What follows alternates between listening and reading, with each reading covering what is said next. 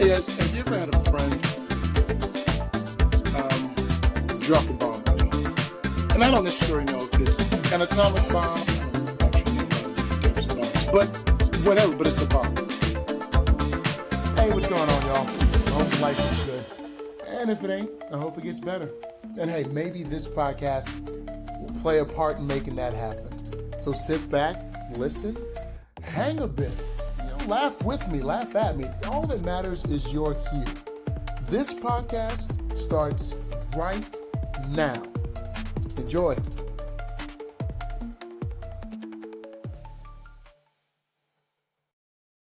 Hey, what's going on, guys? My name is Blaze. I'm somebody's dad. Just figuring out. That's the name of this podcast. Listen, I appreciate you taking a moment to listen to me, to hear me out, listen to me ramble for 10, 5, 15, however long you feel like listening. Because your time is valuable, and hopefully you like what you hear so that you don't feel like it's a waste. But I'm just glad you're here. And guys, let me get one thing straight right out of the gate. I'm going to be general on most things. I'm going to be specific on a few. But regardless of what I say, I ain't no guru, boo-boo. You help me, I help you. And if at the end of the day, we're a little bit better versions of ourselves, which I believe we can be, I'm going to call that a W. Hey guys, have you ever had a friend drop a bomb on you? And I don't necessarily know if it's an atomic bomb. I don't actually know a lot of different types of bombs, but whatever, but it's a bomb. It's kind of one of those things that came out of nowhere. And yet, if we're going to stick with this bomb and warlike analogy, you heard the plane from afar. So you knew something was coming. And you radioed, hey, are we all good? And they were like, yep, we're cool. Then you radioed and you wouldn't hear anything back for a while. You radioed again and said, hey, just checking in. And they're like, oh, hey, but you got nothing more than that. Then you radioed and there was silence and silence and silence. And then you kind of figured, hey, I still hear the plane. So at some point it's going to get here. And that last radio, you get a message back saying, hey, I got something important to let you know. And when you look up, you see the bomb dropping right overhead. Well, guys, I had an experience like that.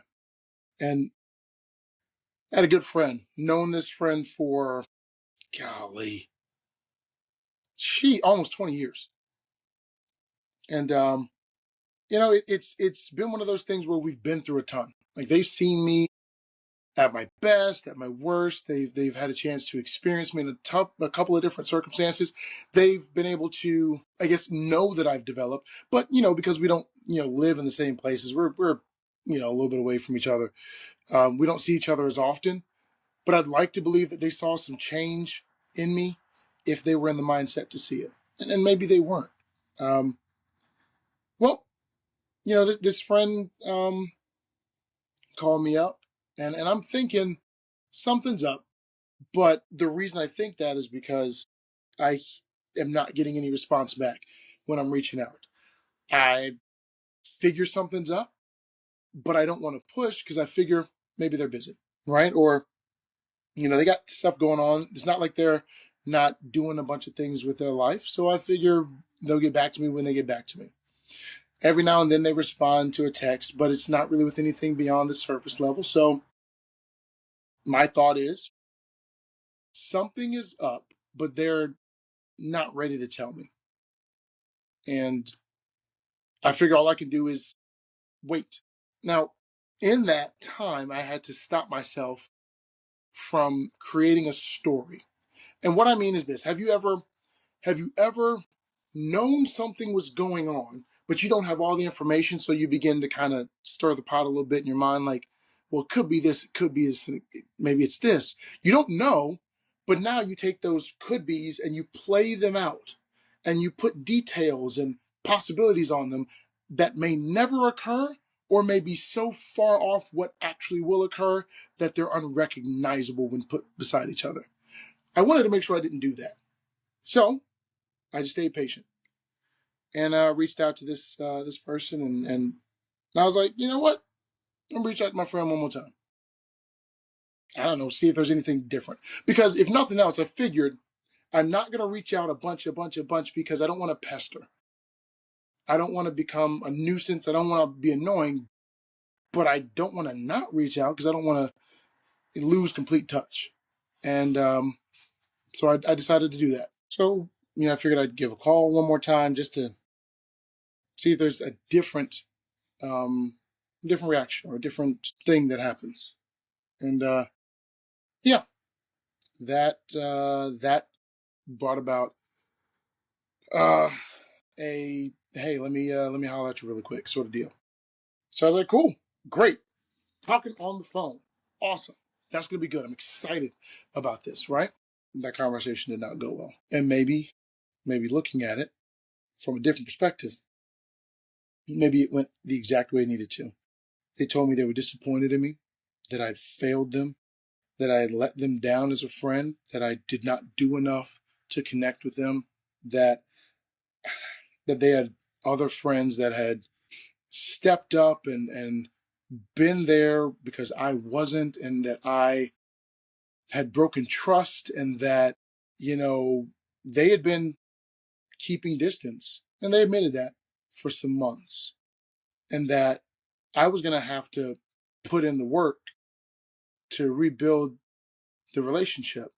And they told me about some very specific instances where this happened or this happened. As we're talking, I'm able to give them very clear evidence that what you thought went on actually didn't go on. Or, we weren't able to do this because I didn't have the money, but you didn't know that because you never asked. But I figured, one, it wasn't any of your business anyway, but two, it's not like we didn't still figure something out. Or, all these different things that would come about. And it's like, okay, I listened because I think the call wasn't necessarily for me to argue, because I could have argued up and down and I'd have been right at every single turn. Because really what the call expressed to me, or at least told me, was that my friend had no clue and made so many assumptions. And and it was almost, I was so stunned that I wasn't even mad. And I didn't really understand how impactful it was until almost a day later. Because one of the things that they said was, like, so me and my friend, we had this moniker, right? Just kind of this this title, that bonded us, and they decided that they would, um, that they didn't want that anymore. That they didn't, they because they did not respect me, because I had failed, because I had done so much wrong, that they no longer wanted that moniker that bonded us, and they decided to take up with someone else.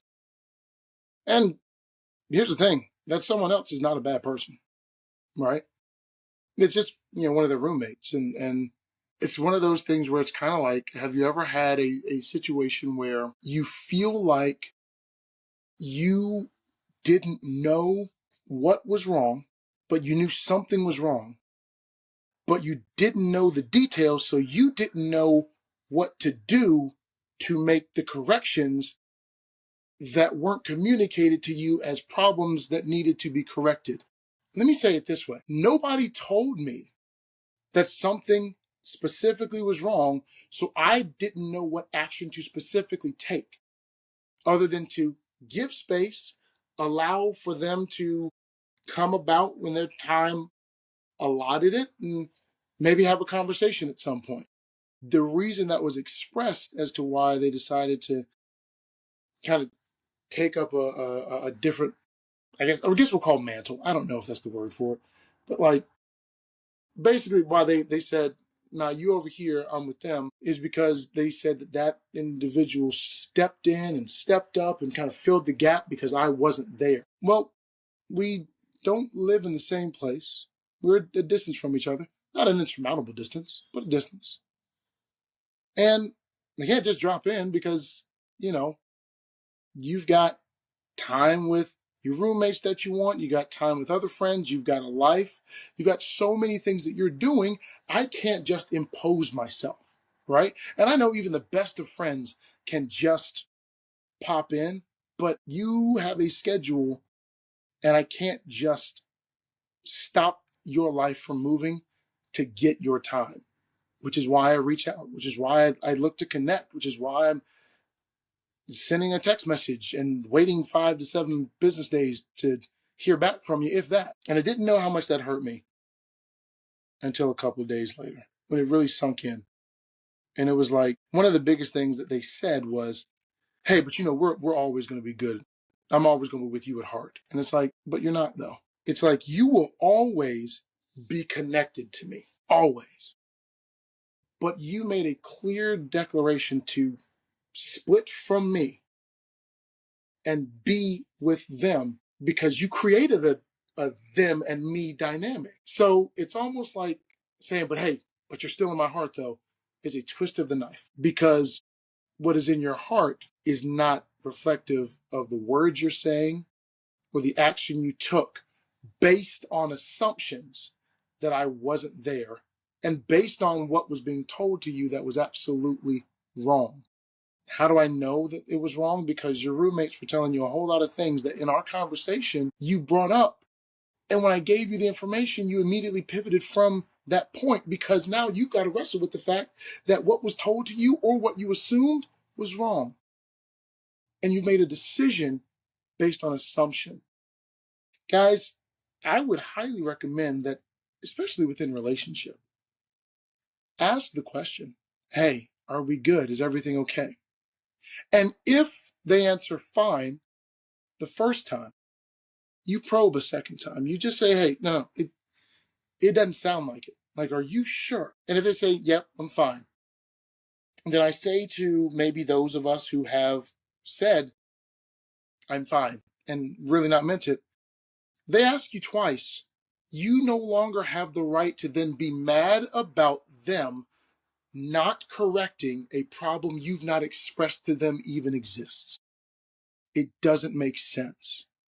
And it does a disservice to not only you, but it does a disservice to them because you do not give them the opportunity to show you that they're willing to make that correction or take that corrective action. And now you're left with frustration and then assumptions why they're not taking action that they never were told needed to be taken. And when I was talking to this friend, I was sitting here thinking in my head, I'm like, wait a minute. I've known something was wrong for years, but I can't force it out of you. That's not my job as a friend. That's not any other person's job to force something out of you. You've got to be willing to share it. But to tell me it's just been months where you created distance? Nah, that's not true. That's not true.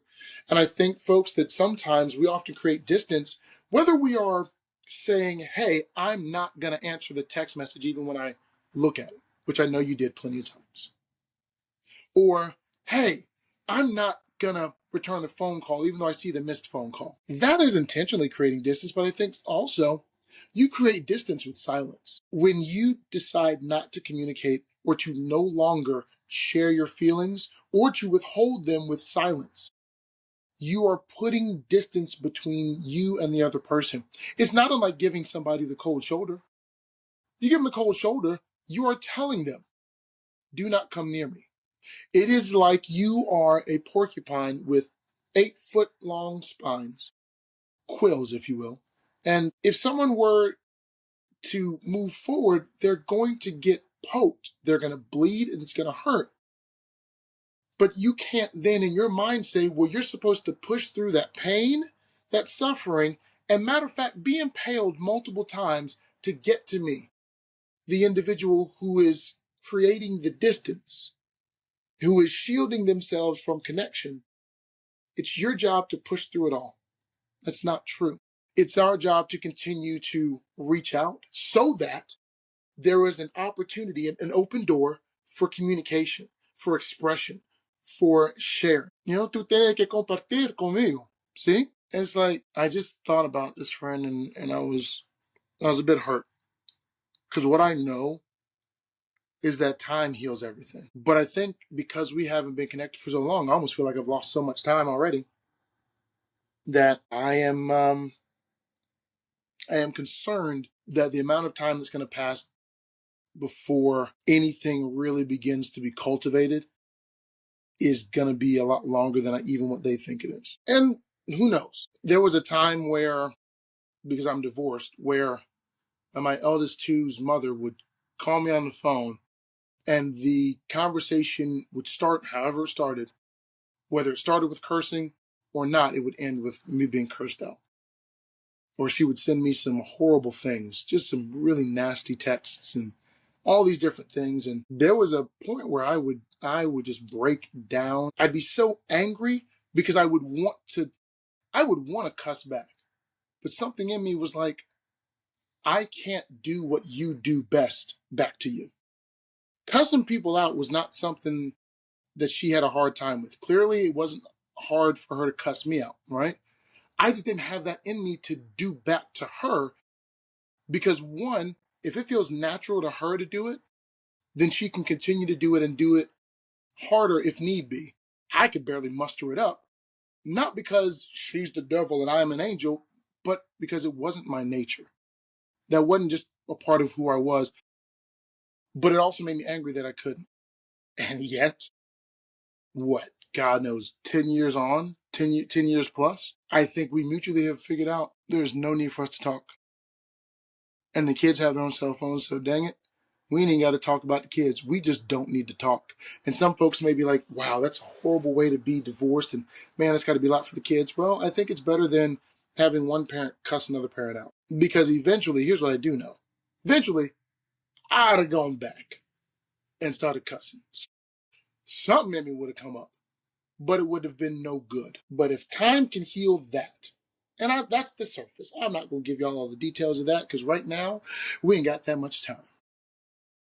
But if time, and in my personal opinion, the Holy Spirit and God and a whole lot of prayer, a whole lot of positive affirmation, a whole lot of self-work can heal all of that, then maybe, who knows, maybe this can be healed as well.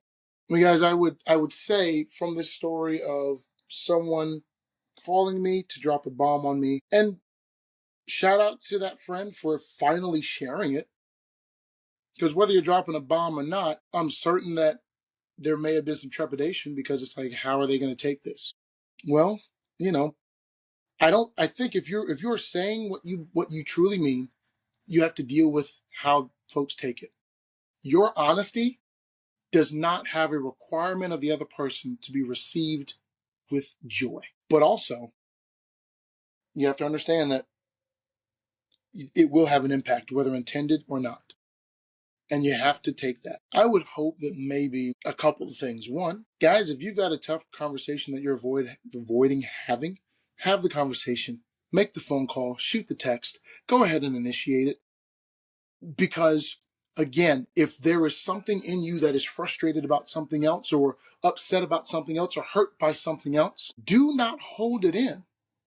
And do not do the disservice to you and to that individual by not telling them what is on your heart, because you are not allowing them to then take corrective action because they don't know anything's wrong, or at least they don't know what's wrong.